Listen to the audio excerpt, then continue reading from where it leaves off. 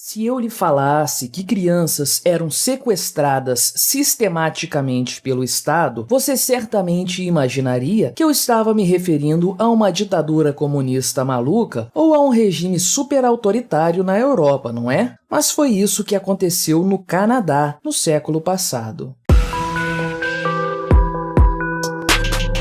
Este é o Visão Libertária, sua fonte de informações descentralizadas e distribuídas. Este artigo foi escrito por Espaço, revisado por Donda, narrado e produzido por mim, Quintessência. Se você já estudou sobre a colonização brasileira na escola, então talvez se lembre da Companhia de Jesus. Ela foi criada em 1534 por um grupo de estudantes da Universidade de Paris com o objetivo de disseminar a fé católica pelo mundo. Os jesuítas, como eram conhecidos, chegaram ao Brasil em 1549 com o objetivo de catequizar os índios. Nessa época, o protestantismo já tinha ganhado força na Europa e a Companhia de Jesus atuava para impedir o avanço desta nova vertente do cristianismo. Eles interagiam com os povos nativos em suas aldeias, ensinando sobre a cultura europeia e a fé cristã.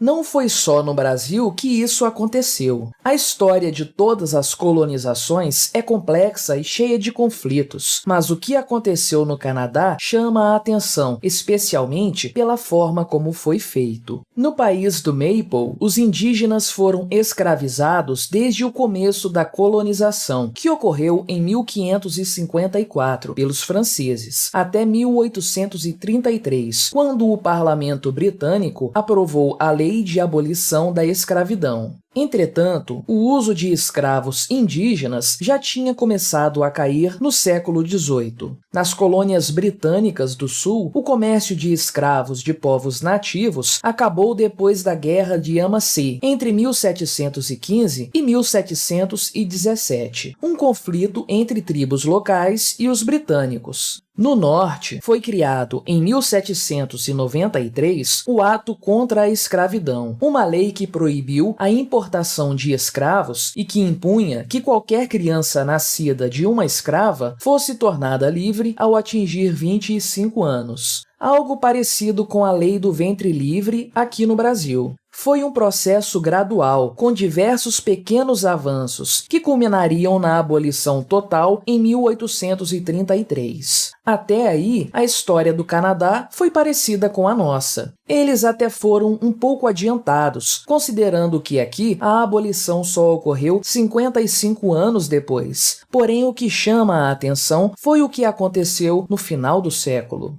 Antes disso, alguns missionários franceses e jesuítas já tinham tentado criar escolas para disseminar a sua cultura e religião entre o povo local, mas isso acabou sendo um fracasso e foi deixado de lado no final do século XVII, já que os colonizadores se beneficiaram ao manter boas relações militares e mercantis com os locais. Entretanto, esse interesse ressurgiu no século XIX. Para entender o porquê disso, é preciso antes entender a situação geopolítica da época. Em 1776, Thomas Jefferson escreveu a Declaração de Independência dos Estados Unidos e, anteriormente, em 1763, a parte francesa do Canadá foi entregue à Inglaterra, fato esse que também marca o fim da Guerra dos 7 anos, com a vitória dos ingleses sobre a França. Isso criou tensões entre os Estados Unidos, agora independentes, e o Canadá, colônia britânica, culminando na Guerra de 1812. Alguns historiadores dizem que a guerra foi causada por um desejo de expansão americana, porém Richard Mas alega que isso é um mito e que a guerra deve ser atribuída às sanções econômicas que a Inglaterra impôs em 1807 aos Estados Unidos, dificultando negociações com a França. No geral, essa segunda explicação é dada como mais relevante, mas não descarta o expansionismo como motivo secundário.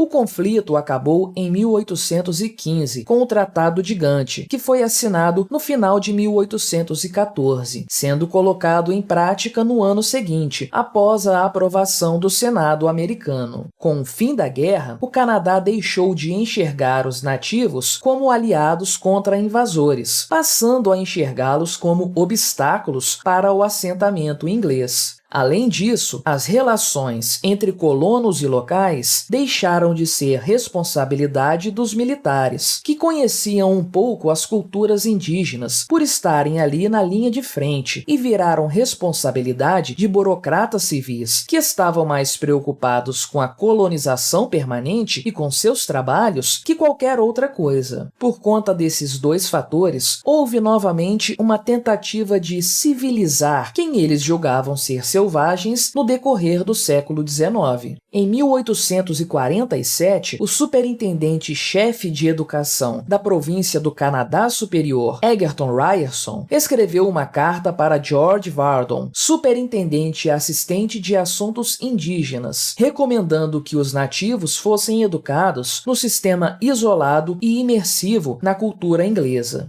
Esse sistema tinha o nome de Escola Residencial. Em 1876, foi promulgado pelo Parlamento o Ato Indígena, um estatuto que garantia e regulamentava as reservas indígenas, cobrindo quem seria classificado nessa etnia, direitos à educação e saúde, restrições eleitorais, entre outras besteiras. Esse estatuto existe até hoje, porém sofreu diversas alterações com o passar do tempo. Vamos focar aqui no direito à educação. O Estado vai garantir que seu filho estude e seja uma pessoa educada. Que maravilha, né? Se não fosse trágico, pois esse tal direito virou uma obrigação em 1894, com uma emenda do Ato Indígena. Isso mesmo, o Estado obrigou os indígenas a frequentarem as escolas. Mas por que esse episódio ficou conhecido como extermínio cultural se ele se assemelha tanto ao que conhecemos hoje? Bem, porque tem uma pegadinha. Os índios poderiam frequentar dois tipos de escolas: as escolas diurnas, que são basicamente o modelo atual, ou as escolas residenciais, que tinham um regime de internato, ou seja, o aluno morava na escola. Entretanto, devido à distância entre as comunidades nativas e as escolas, que foram construídas propositalmente afastadas destas comunidades, para muitas famílias, as escolas residenciais eram a única opção.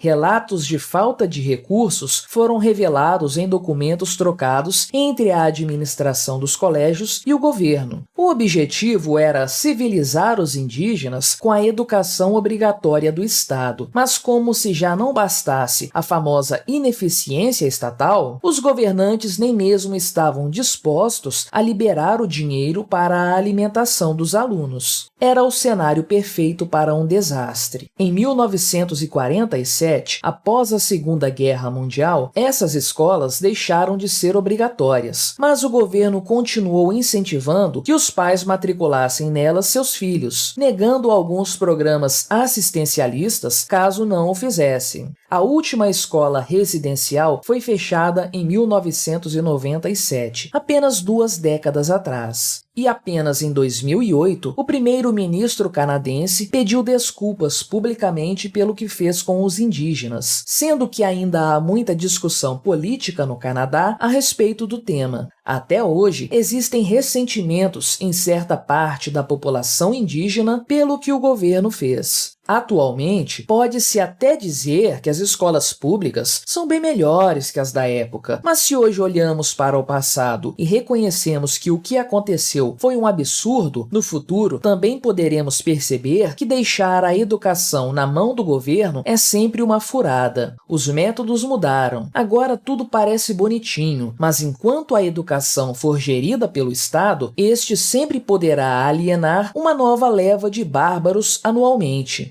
Ontem, queriam impor sua cultura aos índios. Amanhã, se não tomarmos cuidado, as vítimas serão os nossos filhos. Obrigado por sua audiência. Se você gostou deste vídeo, deixe o seu like e o compartilhe com aquele seu amigo esquerdista que ainda acredita no Estado. Se quiser ser notificado dos próximos vídeos, se inscreva no canal e clique no no ícone da campainha. Até a próxima!